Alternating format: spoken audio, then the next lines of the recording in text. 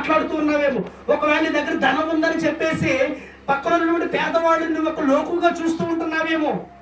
ఈ వాక్యం నీకే, ఈ వాక్యం నీకే. వినబడుతుందా? ఈ వాక్యం నీకే మాట్లాడుతున్నాడు దేవుడు. ఏమని మాట్లాడుతున్నాడు దేవుడు?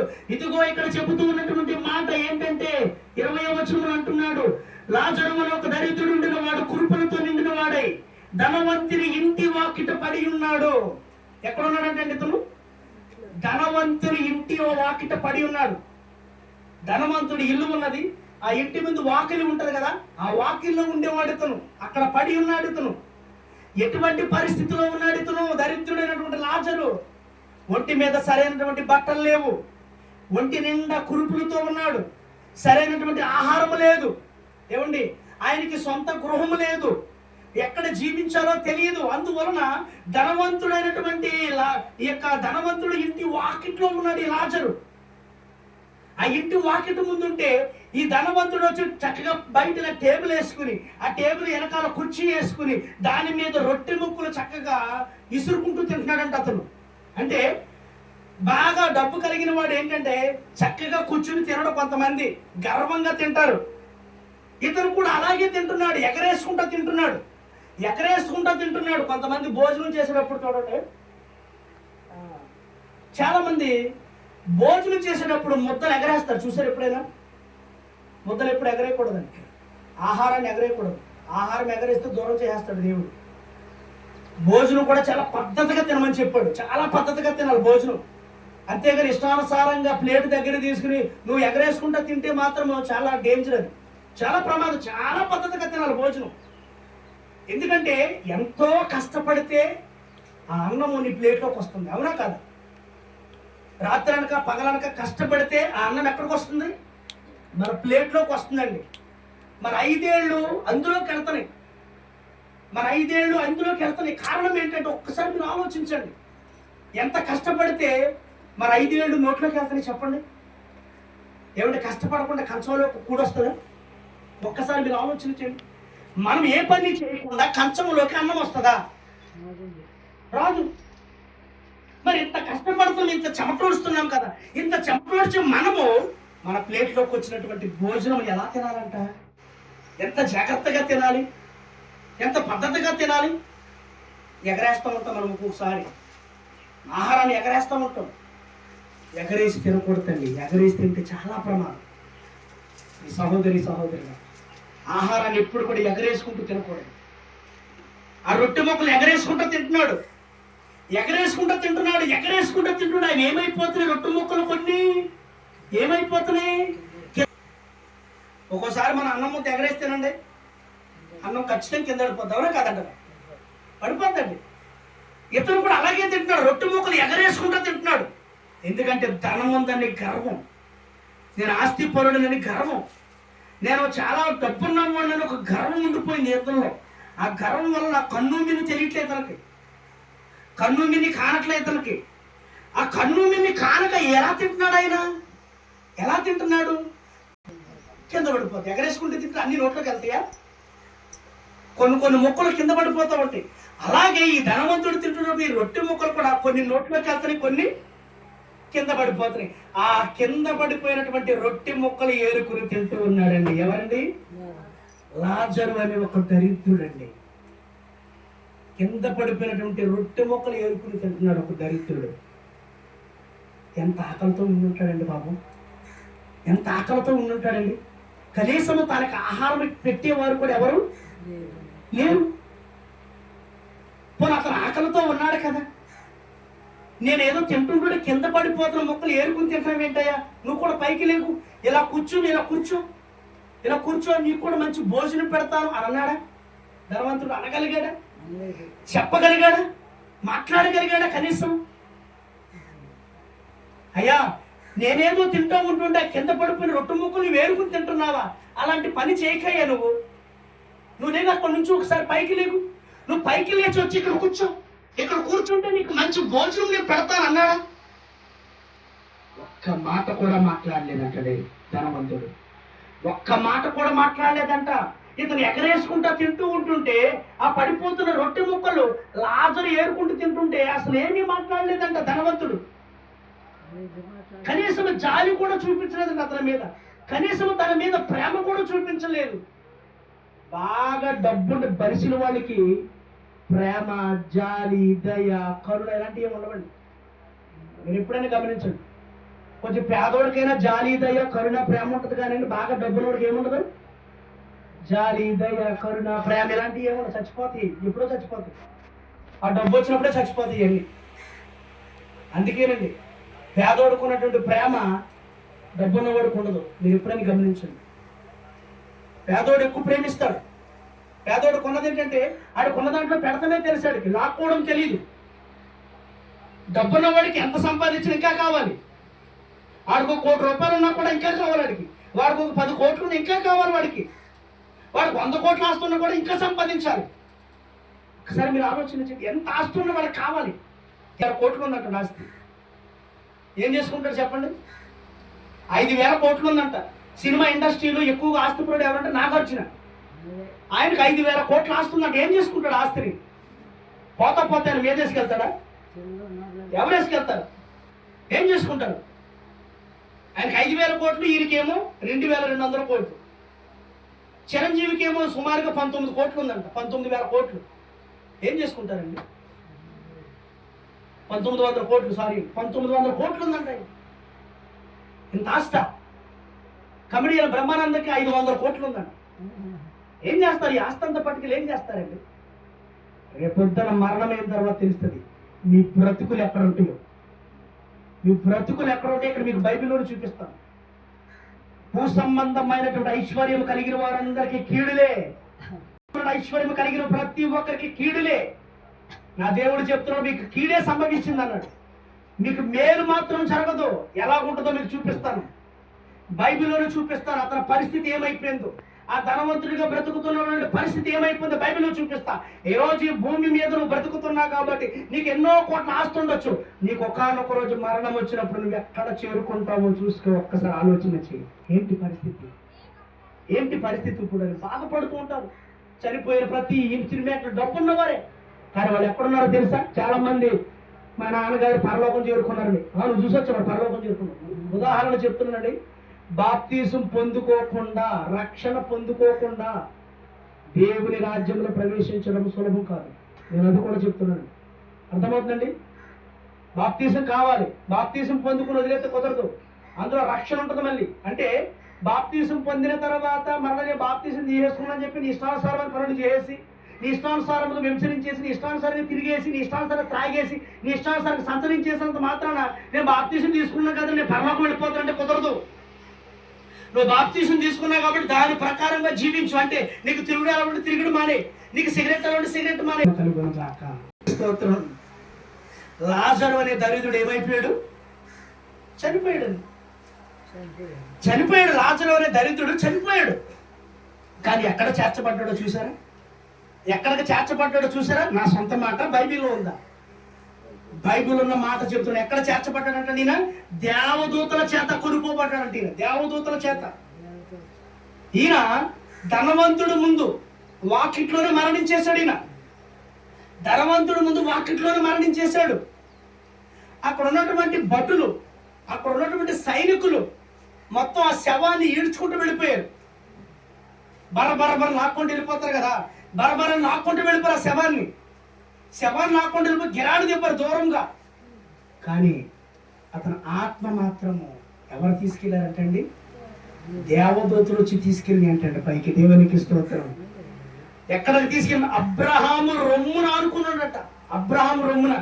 అబ్రహాం ఎక్కడున్నాడు అని ఆలోచన చేస్తే అబ్రహాము పరదేశంలో ఉన్నాడు. ప్రజెంట్ పరదేశంలో ఉన్నాడు. అబ్రహాము రొమ్మున అనుకున్నాడు. ఈయన పరలోకం వెళ్ళలేదు, ఇంకా పరదేశంలో ఉన్నాడు. ఈ పరదేశంలో ఉండి ఏమండి అబ్రహాము రొమ్మున ఆనుకుని ఉన్నాడు. భూమి మీద బ్రతికినంత కాలం కూడా అతను ఎటువంటి బ్రతికాడంటే చాలా దరిద్రమైన బ్రతికాడు. సరిగా తినడానికి తిండి లేదు, కట్టుకోవడానికి బట్టలు లేవు, పడుకోవడానికి స్థలము లేదు. ఏమండి ఏమీ లేదు. ఆయనకి దరిద్రుడిగా బ్రతికాడు. ఎంగిలి అన్నమే, ఆ ఎంగిలి మెతుకులు తింటూ బ్రతికాడు. ఎంగిలి మెతుకులు అంటారు కదా కింద పడిపోయినవి. ఎంగిలి వెతుకులు తింటూ బ్రతికాడు, ఎంగిలి రొట్టు ముక్కలు తింటూ బ్రతికాడు. ఎవరో తిన్నవి మిగిల్చినవి తిన్నాడు, ఎవరో తినగా మిగిలిపోయినవి తిన్నాడు. తనకంటూ చక్కగా సమృద్ధమైన ఆహారం లేదా ఆయనకి. దరిద్రుడిగా బ్రతికాడు, కానీ మరణం అయిపోయాడు. ఆ మరణం అయిపోయినప్పుడు ఆయన రెక్కలు పట్టుకుని బరబరా బరబరాని ఈడ్చుకుంటూ వెళ్ళిపోతూ ఉన్నారట. బరబరాని ఈడ్చుకుంటూ వెళ్ళిపోతున్నప్పుడు దేవదూతలు వచ్చి అతని ఆత్మను కొనుపోయి అంటాడు పైకి. ఆత్మను కొనుపోయి ఎక్కడికి తీసుకెళ్ళి అంటే అబ్రహాము రొమ్మును ఆనుకున్నాడంటండి. అబ్రహిందంట. కొంతకాలం గడిచిన తర్వాత ధనవంతుడు కూడా మరణం వచ్చింది. డబ్బుంటే చచ్చిపోడా? డబ్బు లేకపోతే చచ్చిపోతారా? డబ్బుంటే చచ్చిపోరా? పేదవాడికి మరణం ఉందా? ఉన్నవాడికి మరణం లేదా? పేదవాడికే మరణం ఉందా? బాగా డూప్లెక్స్ బిల్డింగ్లు కట్టుకున్నవాడికి మరణం లేదా? పూరి గుడిసెలో ఉన్నవాడికి మరణం ఉందా? 5 స్టార్ హోటల్లో ఉన్నవాడికి 5 స్టార్ బిల్డింగ్లు కట్టుకున్న 5 స్టార్స్ బిల్డింగ్ కట్టుకోవడానికి మరణం ఉండదా? మరణమును ఎటువంటి వాడికైనా ఉంది. మరణము తథ్యం ఎటువంటి వాడికైనా. అది పూరిపాకలో ఉన్నవాడికైనా మరణం ఉంది, డూప్లెక్స్ బిల్డింగుల్లో ఉన్నవాడికైనా మరణము ఉన్నది. ఎవరికైనా మరణం ఉంది. మరణము లేని వ్యక్తి ఎవడు లేడు. మరణము రుచి చూడక బ్రతుకు నరుడెవడు? బైబిల్ లేఖనంలో ఉంది, మరణము రుచి చూడక బ్రతుకు నరుడెవడు. ఇప్పుడు అతను పేదవాడు కాబట్టి చచ్చిపోయాడు లాజరు. కనీసము తనకు సమాధి పెట్టించిన వాడు కూడా ఎవరు లేరు. కనీసము తనని 4 వ్యక్తులు మోసుకెళ్ళి పూడ్చడానికి కూడా ఎవరు లేరు. ఒక కుక్క చచ్చిపోతే కుక్కను ఎలాగైతే ఈడ్చుకెళ్ళిపోయి దూరంగా పాడేస్తారు, అలాగ పాడేస్తారు తీసుకెళ్ళిపోయి శవాన్ని. కనీసం పూడ్చలేదు కూడా. బరబర లాక్కుండా తీసుకెళ్ళిపోయారు, దూరంగా పాడేస్తారు. శరీరం అయితే పాడేస్తారు, కానీ ఆత్మ మాత్రము దేవదూతల చేత కొనుక్కోబడినది. దేవునికి స్తోత్రం. కొన్ని రోజులు గడిచేసరికి ధనవంతుడు కూడా చనిపోయాడు. శాశ్వతంగా ఉండలేడుగా ఎవరో కూడా. తనేం చేస్తున్నారు ఒక్కసారి చూడండి.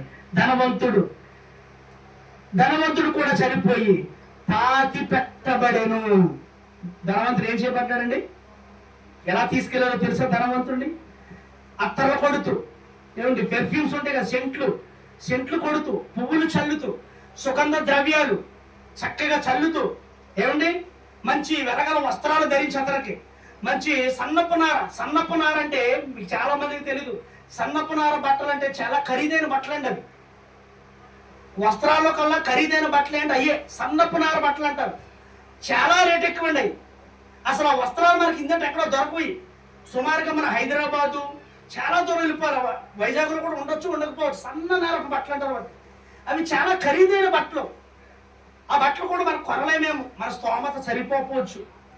మన కష్టపడే కష్టము ఆ బట్టలు కొనడానికి కూడా సరిపోకపోవచ్చేమో. అన్నప్పుడు నా బట్టలు వేసే అతనికి ఒక పెట్టెలో కూడా కాదు, చక్కగా తీసుకుని సుగంధ ద్రవ్యాలు చల్లుకుంటూ, ఏమండి పువ్వులు చల్లుకుంటూ చక్కగా తీసుకెళ్లారంటండి. తీసుకెళ్లి పాతి పెట్టారంటండి భూమిలో. మనుషులందరూ కలిసి తీసుకెళ్లి పాతి పెట్టారు. కానీ అతని శరీరము చక్కగా తీసుకెళ్లి పాతి పెట్టగలిగారేమో, కానీ అతని ఆత్మను మాత్రము వేదన పొందే స్థలంలోకి తీసుకెళ్ళిపోయింది. దేవునికి మహిమ కలుగును గాక.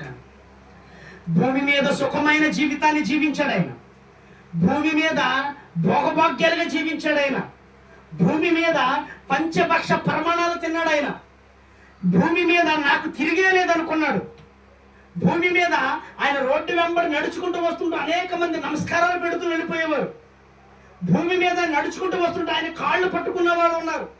భూమి మీద ఆయన వస్త్రపు చెంగు తగిలితే చాలు బాబు అన్నట్టుగా ఉన్నటువంటి వారు ఉన్నారు.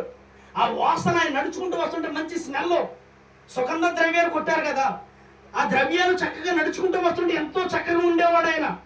భూమి మీద భోగభాగ్యాలు కలిగి జీవించాడు. భూమి మీద ఉన్నతంగా బ్రతికాడు.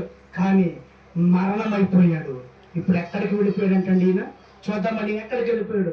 పడుతున్నాడండి ఇప్పుడు పాతాళానికి వెళ్ళిపోయాడండి ధనవంతుడు. పాతాళంలో ఆనందపడుతున్నాడు, బాధపడుతున్నాడు. పాతాళంలో బాధపడుతున్నాడు ఇతను. సంతోషము లేదు. భూమి మీద ఉన్నంత వరకు ఇతనికి ఏముంది? సంతోషం ఉంది. భూమి మీద జీవించినంత వరకు ఇతనికి ఏముంది? సంతోషమే ఉన్నది. చనిపోయిన తర్వాత ఎక్కడ చేర్చబడ్డాడు ఈయన?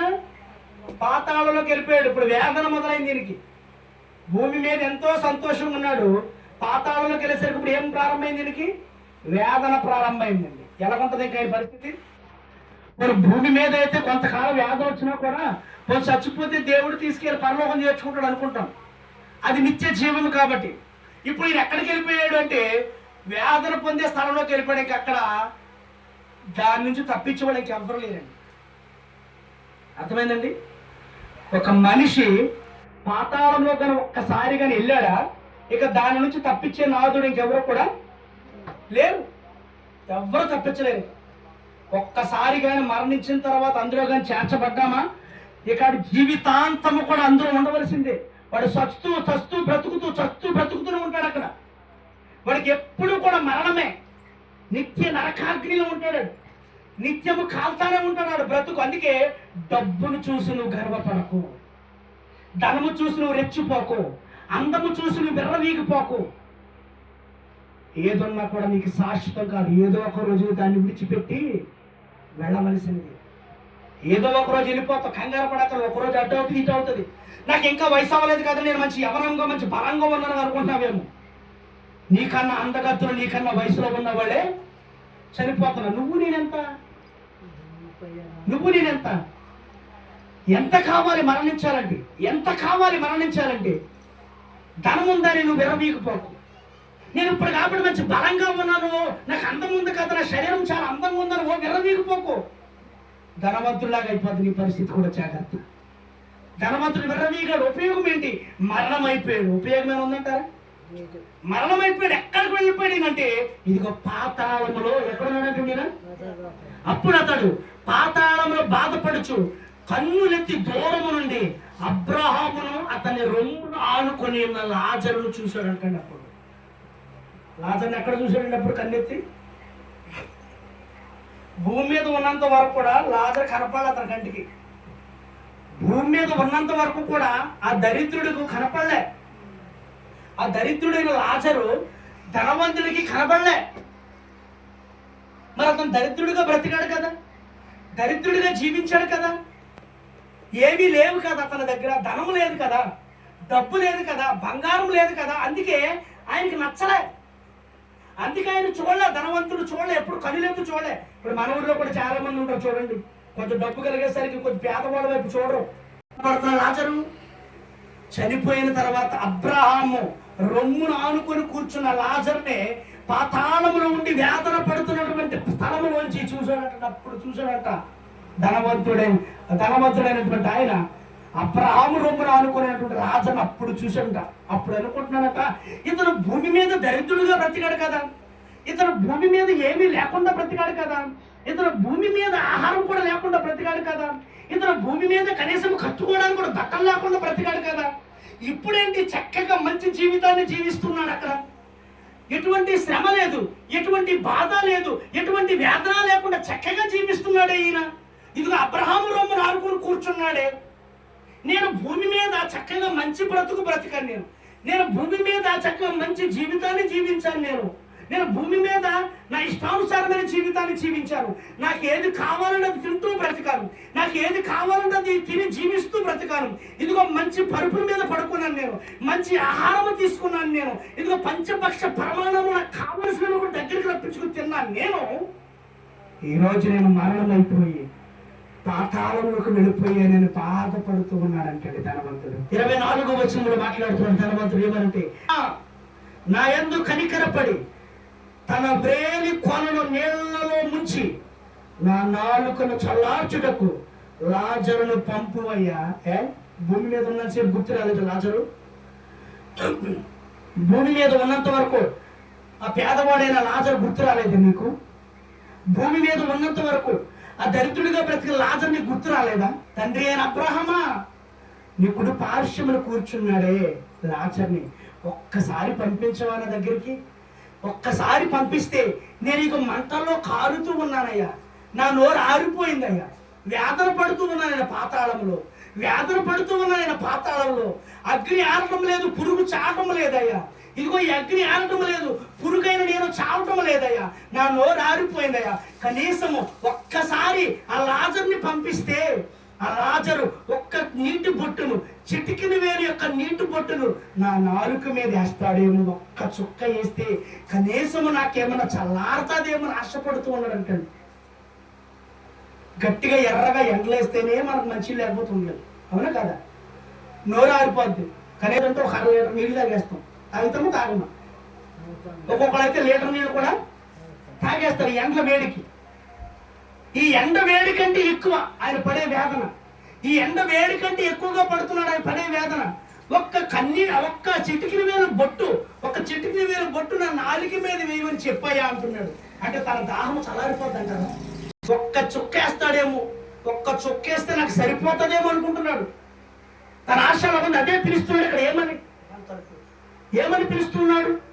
ఇక్కడ ఏమని పిలుస్తున్నాడంటే, ఏలి కొనను నీళ్లలో ముంచి నా నాలుకను చల్లార్చుటకు లాజరుని పంపవయ్యా, లాజరుని పంపవయ్యా అని. తర్వాత ఏమంటున్నాడంటే, నేను ఈ అగ్ని జ్వాలలో యాతన పడుచున్నానని కేకలు వేసి చెప్తున్నాడంటే. ఎక్కడున్నాడంటే ధనవంతుడు అగ్ని జ్వాలలో పడిపోయాడంట. అగ్ని జ్వాలలో పడిపోయాడంట. గుర్తొస్తున్నాడండి దరిద్రుడు అనేటువంటి లాజరు. భూమి మీద కనబడలే లాజరు, భూమి మీద లాజరు కనబడలే. భూమి మీద ఉన్నంత వరకు లాజరు విలువ తెలియలే. చనిపోయిన తర్వాత ఇప్పుడు గుర్తొస్తున్నాడంట. తండ్రి అయిన అబ్రహామా, ఒక్కసారి నీ రొమ్మును ఆనుకుని కూర్చున్నటువంటి నీటిలో ముంచి నా నాలుకను చల్లార్చమని చెప్పయ్యా, నా నాలుకను చల్లార్చమని చెప్పయ్యా. నా నాలుక కూడా మండిపోతుందయ్యా. తన ఏలు కొన ముంచమని, ఆ కొన నీటిలో ముంచు, ఆ ఒక్క చుక్క నా నాలుక మీద వేయమని చెప్పయ్యా. నేను పాతాళంలో ఉన్నాను, అగ్ని జ్వాలల్లోనే కాలిపోతూ ఉన్నానయ్యా, అగ్ని జ్వాలలో నేను వేతన పడుతూ ఉన్నానయ్యా. ఒక్కసారి నా బాధను అర్థం చేసుకోవయ్యా అని అబ్రహాముని బ్రతిమలాడుతూ ఉన్నాడు అంటండి. లాజర్ని పిలవమని అబ్రహాముని బ్రతిమలాడుతున్నాడు, లాజర్ని పంపించమని. దానికి అబ్రహాం అనేటువంటి వాడు ఇంటికి ఏమంటున్నాడంటే, అందుకు అబ్రహాము, కుమారుడా, నీ జీవిత కాలమందు నీకిష్టమైనట్టు సుఖము అనుభవించితివి. అవునా కాదంటారు? తన జీవిత కాలం అంతా ఎలా బ్రతికాడంటే లాజర్ అండి, సారీ అండి, ధనవంతుడండి ఎలా బ్రతికాడు?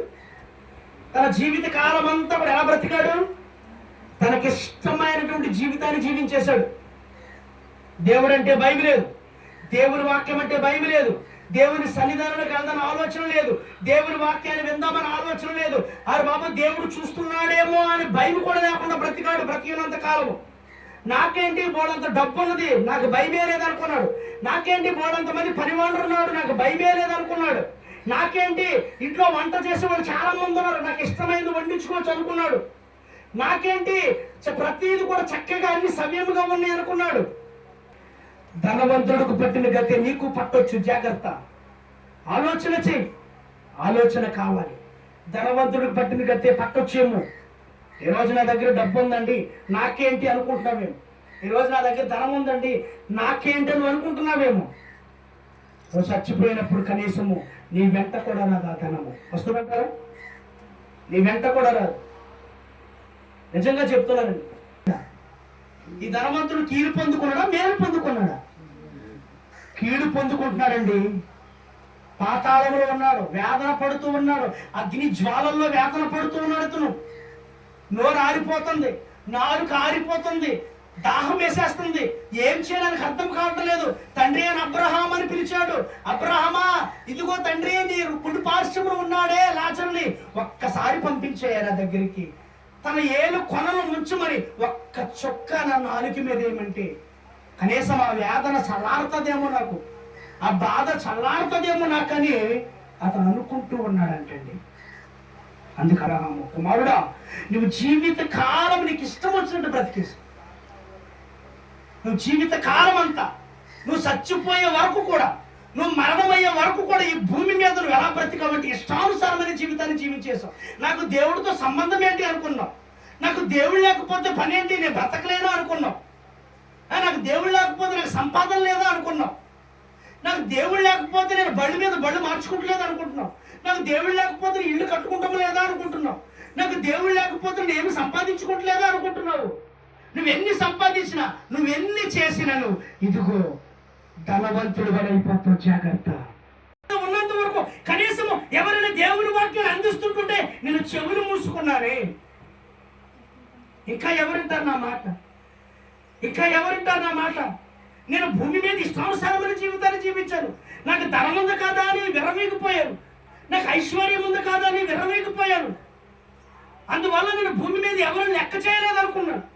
అందువల్ల భూమి మీద నా ఇష్టానుసారంగా బ్రతకాలనుకున్నాడు. ఈ భూమి మీద నేను జీవించలేకపోతూ ఉన్నాను. నా ఇష్టంగా బ్రతికేశాను. దేవుని వాక్యానికి లోపడలే, దేవుని మందిరంలో లోపడలే. ఎవరైనా పాస్టర్లు గారు వాక్యం చెబుతుంటే నేను చెవులు మూసుకున్నాను. ఎవరైనా దైవజనులు వాక్యం చెబుతుంటే నేను తిట్టుకుంటూ ఉన్నాను. ఎవరైనా దైవజనులు మంచి వాక్యాన్ని ఇస్తుంటే వాళ్ళ మీద దెబ్బలాంటికి వెళ్ళాను నేను. ఇటువంటి బ్రతుకులు బ్రతికాను కాదు నేను. మరి ఇటువంటి బ్రతుకు బ్రతికినప్పుడు నేను మరణమైపోయాను. ఇప్పుడు నేను ఎక్కడ ఉన్నాను? ఇప్పుడు నా జీవితం ఎక్కడ ఉందంటే ఇదిగో పాతాళంలోకి వెళ్ళిపోయాను నేను. పాతాళంలో వేదన పడుతూ ఉన్నాను నేను. పాతాళంలో వేదన పడుతూ బ్రతుకుతున్నాను నేను అని బాధపడిపోతూ ఉన్నాడంటే. ఇంకా ఏమంటున్నాడంటే, నీ జీవితకాలం నీకు ఇష్టమైన సుఖం అనిపించింది, అలాగునని లాజరు కష్టము అనిపించను జ్ఞాపకము చేసుకును. లాజరు కష్టపడ్డాడు కదా భూమి మీద. లాజరు ఎంత ఇబ్బందులు పడ్డాడండి. ధనవంతుడు అయితే సుఖపడ్డాడు భూమి మీద. లాజరు కష్టపడ్డాడు, నలిగిపోయాడు, వేసారిపోయాడు. తినడానికి తిండి లేదు, కట్టుకోవడానికి బట్టలు లేవు, ఉండడానికి ఇల్లు లేదు. వాకిట్లో పడుకునేవాడు, వాకిట్లోనే మరణమైపోయాడు. ఏమైపోయింది? ఇప్పుడు అతని జీవితం ఎలాగుంది? భూమి మీద దరిద్రంగా బ్రతికాడు, భూమి మీద అసహ్యకరంగా బ్రతికాడు, భూమి మీద అనేక మంది ద్వేషించారు, భూమి మీద అనేక మంది ఆయన అసహించుకున్నారు, భూమి మీద ఆయనకి ఎవరు కనీసం ఆహారం పెట్టలేదు. కానీ ఆయన ఎక్కడ చేర్చబడ్డాడు అంటే ఇదిగో అబ్రహాము రొమ్మున ఆనుకొని కూర్చున్నారు. దేవునికి స్తోత్రం. అటువంటి బ్రతుకు బ్రతికాడంటే లాజరు. ఇంకా ఏమని చెప్తున్నాడంటే, నీవు యాతన పడుచున్నావు, అంతేకాక ఇక్కడ నుండి మీ యొద్దకు దాటకోరు వారు దాటిపోతూ అలకొండనట్టు, అక్కడి వారు మా యొద్దకు దాటి రాజాలకొండనట్టును మాకును మీకును మధ్య మహాగాధం ఉందంటే. దేవునికి మహిమ కలుగును గాక. ఒకటి మాత్రం గుర్తుపెట్టుకోండి ఈ మాట. పాతాళంలోకి వెళ్ళిపోయిన వాడికి పరదేశంలోకి వెళ్ళిపోయిన వాడికి మధ్యలో పెద్ద అగాధం ఉంటుందండి. పెద్ద అగాధం ఉంటుంది. ఈ పెద్ద అగాధం అంటే పాతాళము ప్లస్ వేదన పొందే స్థలము, నెమ్మది పొందే స్థలముకి. ఈ నెమ్మది పొందే స్థలానికి, వేదన పొందే స్థలానికి ఏముందంటండి? మధ్యలో ఏముందంటండి? పెద్ద అగాధం ఉందంట. పొరపాటు ఎప్పుడైనా అటు ప్రక్కన ఉన్నవాడు ఈ ప్రక్కకి రావడానికి లేదు, ఈ ప్రక్కన ఉన్నవాడు ఆ ప్రక్కకి వెళ్ళడానికి అవకాశం లేదు. అర్థమవుతుందండి? అందుకే మధ్యలో ఏం పెట్టేశాడు దేవుడు? అగాధం పెట్టేశాడు. అబ్రహాం చెప్తున్నాడు, ఇదిగో ధనవంతుడా, నువ్వు ఎప్పుడైనా అటువైపు నుంచి ఇటువైపు రావడానికి నీకు వీలు లేదు. మధ్యలో దేవుడు ఏం పెట్టాడు? పెద్ద అగాధం పెట్టేశాడు. ఇదిగో మేము ఇటేపు ఉంటున్నాము కదా, నెమ్మది పొందే స్థలంలో ఉన్నాము కదా, ఈ నెమ్మది పొందే స్థలంలోంచి మరలా మేము వేదన పొందే స్థలంలోకి రాకుండా ఉండడానికి దేవుడు ఏం చేశాడంటే మధ్యలో అగాధం పెట్టేశాడు. అందువల్ల నువ్వు ఎప్పుడైనా పొరపాటు మా దగ్గరికి రావాలనుకుంటావేమో, రావడానికి ఛాన్స్ లేదు నీకు. ఇప్పుడు చెప్పండి, ఒక మాట్లాడుతాను. మరణించిన వాడు ఒకరినొకరికి కనబడతారా? మరణించిన వారికి, ఇప్పుడు నేను మరణించాను, మీరు మరణించారు, మరణించిన మనము ఒకరినొకరు కనబడుకుంటామా? కరెక్ట్గా చెప్పాలండి. ఇక్కడే వాక్యంలో ఉంది ఈ మాట. చాలా మంది అనుకుంటారు, చచ్చిపోతే నాకు ఎవరు కనబడరండి, అక్కడ ఎక్కడ ఉంటామో ఎవరికి తెలుసండి అంటారు. బైబిల్ అందుకే స్పష్టంగా దేవుడు రాయించాడు పూర్తిగా. నిజంగా చెప్తున్నానండి, మరణించిన వాడు ఖచ్చితంగా ఒకరినొకరు చూసుకుంటారు. ఇది మాత్రం సత్యం. మధ్యలో పెద్ద అగాధం ఉంటుంది, ఒకరినొకరు చూసుకుంటారు. ఇప్పుడు చూసుకోకుండా ధనవంతుడైనటువంటి వాడు లాజరుని పిలవగలుగుతాడా? ఇదే మరి గుర్తుపెట్టుకోండి. చచ్చిపోయిన తర్వాత కూడా మనం ఒకరినొకరు చూసుకుంటాం. ఇప్పుడు నేను చచ్చిపోయాను అనుకోండి, మా అమ్మని చూస్తాను, మా అమ్మని చూస్తాను. మరి మా అమ్మ నాకు తెలిసైతే నేను ఆలోచన చేస్తుంది ఏంటంటే, మా అమ్మని నేను చెప్పను, కానీ మా అమ్మ అయితే చచ్చిపోయింది, కానీ నాకు తెలిసి మా అమ్మ పరలోకం వెళ్ళదు, పరలోకం అయితే వెళ్ళదు మా అమ్మ. భూమి మీద మంచిదే మా అమ్మ, భూమి మీద అందరి దృష్టిలో మంచిదే మా అమ్మ, కానీ దేవుని దృష్టిలో మా అమ్మ మంచిది కాదు. మా అమ్మ బాప్తీసం పొందుకోలే. మా అమ్మ ఏం పొందుకోలే? బాప్తీసం పొందుకోలే. మరి ఎలాగెళ్తుంది పరలోకం? వెళ్ళదు. మా అమ్మ ఇప్పుడు వేదన పొందే స్థలంలో ఉంది. దేవుని మందిరానికి మానకుండా వెళ్తామైతే మేము మరణించినప్పుడు మేము కూడా వారి స్థానంలోకి వెళ్ళిపోతాము కదా అని బాధపడతారంటండి. అప్పుడు ఇప్పుడు భూమి మీద ఉన్నంత వరకు ఎవరికి తెలియదు, తర్వాత ఇస్తారంట. అప్పుడు అవకాశం ఉంది. ఇంకా ఏం మాట్లాడు చూడండి ధనవంతుడు, ఇంకా ఏం మాట్లాడుతున్నాడు చూడండి. అప్పుడు అతడు తండ్రి అలాగైతే ధనవంతుడు మాట్లాడుతున్నాడు, నాకు 5 సహోదరులు ఉన్నారయ్యా. ఎంతమంది ఉన్నారంట ఆయనకి? 5 ఉన్నారయ్యా సహోదరులు. అన్నయ్యలైనా తమ్ముళ్ళైనా సహోదరులేగా. నాకు 5 సహోదరులు, అన్నదమ్ములు అనుకోని, నాకు 5 అన్నదమ్ములు ఉన్నారయ్యా. మరి 5 అన్నదమ్ములు కూడా నా పరిస్థితుల్లోకి వచ్చేస్తారేమో. ఇప్పుడు బాధపడుతున్నాడండి ధనవంతుడు. అలాగైతే నాకు 5 సహోదరులు ఉన్నారు, వారును ఈ వేదనకరమైన స్థలంలోకి రాకుండా వారికి సాక్ష్యం ఇచ్చుటకై నా తండ్రి ఇంటికి వారిని పంపవాలని నిన్ను వేడుకొనిచున్నానంటున్నాడు. తండ్రి తప్పైపోయింది, అది నన్ను క్షమించు. భూమి మీద నా ఇష్టానుసారమైన జీవితాన్ని జీవించాను, భూమి మీద నాకు నచ్చినట్లుగా బ్రతికేశాను, భూమి మీద నీ మందిరానికి రాలేదు, భూమి మీద నీ వాక్యాన్ని వినలేదు, భూమి మీద వెళ్ళి వస్తాను. ఎందుకో చెప్పరా? ఒరే తమ్ముళ్ళు, ఒరే అన్నయ్యలు, జాగ్రత్తగా ఉండండి రా. ఇదిగో నేను చచ్చిపోయా, నేను ఎక్కడి నుంచి వచ్చానో తెలుసా?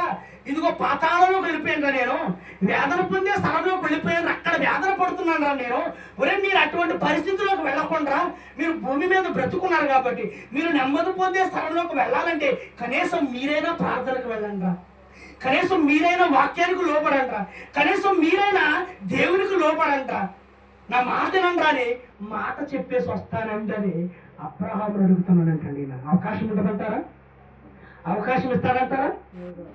పంపించడానికి అవకాశం ఇస్తాడా? ఏమంటున్నాడు చూడండి ఆయన. అబ్రహాము 29వ వచనంలో వారి యొద్ద మోషేయు ప్రవక్తలు ఉన్నాడు. దేవునికి స్తోత్రం. ఈ భూమి మీద ప్రకటించమని వింటారా? వింటారు.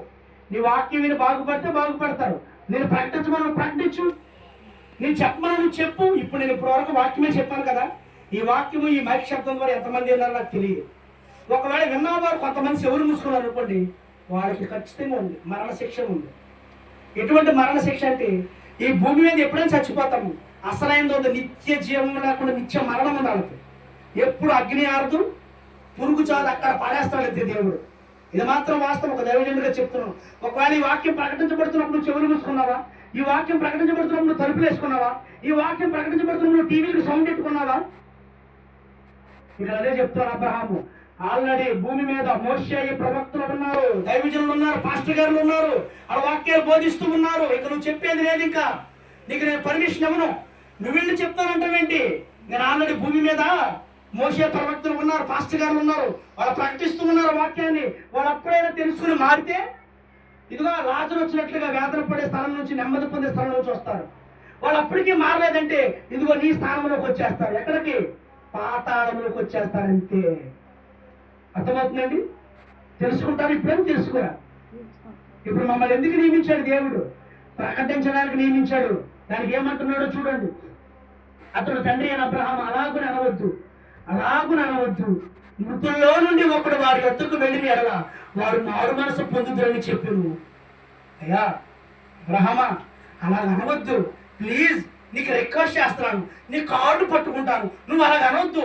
నేను మృతుల్లో నుండి ఉన్నాను కదా, నేను చచ్చిపోయిన వాడు కదా, ఒక్కసారి నన్ను బ్రతికించి భూమి మీదకి పంపించు. ఒక్కసారి పంపిస్తే కనీసం నా మరణము చూసైనా వాడు బుద్ధి తెచ్చుకుంటారేమో, కనీసం నేను లేచి వచ్చినందుకైనా వాడు నేను వేదన పడే స్థలం నుంచి వచ్చానని చెబితే వాడు మారు మనసు పొందుతారేమో. అలా కనుక అబ్రహాము ఒక్క ఛాన్స్, ఒక్క అవకాశం అని ఈయన బ్రతిమలాడుతున్నాడు అబ్రహాముని. ఒప్పుకుంటాడు అబ్రహాము. చూడండి ఏమంటాడు అబ్రహాము. మోషేయు ప్రవక్తలు చెప్పిన మాటలు వారు వినని ఎడల మృతుల్లో నుండి ఒకడు లేచినను వారు నమ్మరని అతనితో చెప్పాను. దేవునికి స్తోత్రం.